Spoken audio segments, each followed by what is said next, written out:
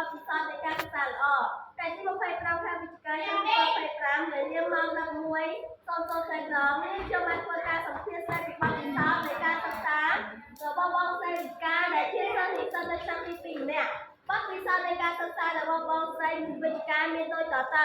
បងស្រីវិកាមានអាយុ20ឆ្នាំហើយបង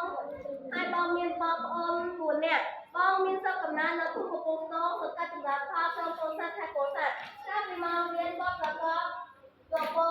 ចាស់អីវ៉ាន់ទៅតាមប្រទេសបានជាគាត់ត្រូវយកមុខកបក្រៅពីមករៀនព្រោះគាត់ចង់មានថវិកាដើម្បីផ្គត់ផ្គង់ដល់ការសិក្សាតខ្លួនដើម្បីជួយដល់គ្រួសារគាត់កុំឲ្យលំបាកបច្ចុប្បន្នគាត់មានតួនាទីជាសិស្សនិស្សិតឆ្នាំទី2ម្នាក់គាត់បានមកដល់ចំណុចនេះដោយសារតែគាត់ខិតខំតស៊ូរៀនសូត្រគ្រប់ពេលគ្រប់វេលាទាំងយប់ទាំងថ្ងៃហើយក្រៅពីរៀនគាត់ក៏ឆ្លៀតជួយធ្វើការងារផ្ទះបាយមកគាត់ដែរដោយសារតែការខិតខំ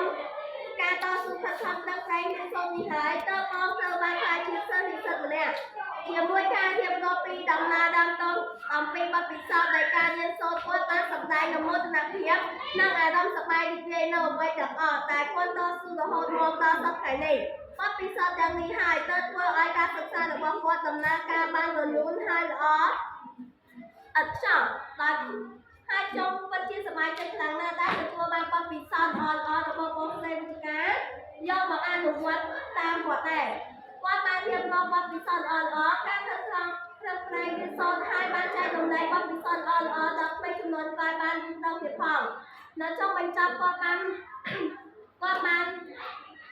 រៀបរាប់អំពីចំណាប់អារម្មណ៍គាត់ហើយខ្ញុំពិតជាសប្បាយចិត្តដែលទទួលបានបទពិសោធន៍ល្អៗនិងអនុវត្ត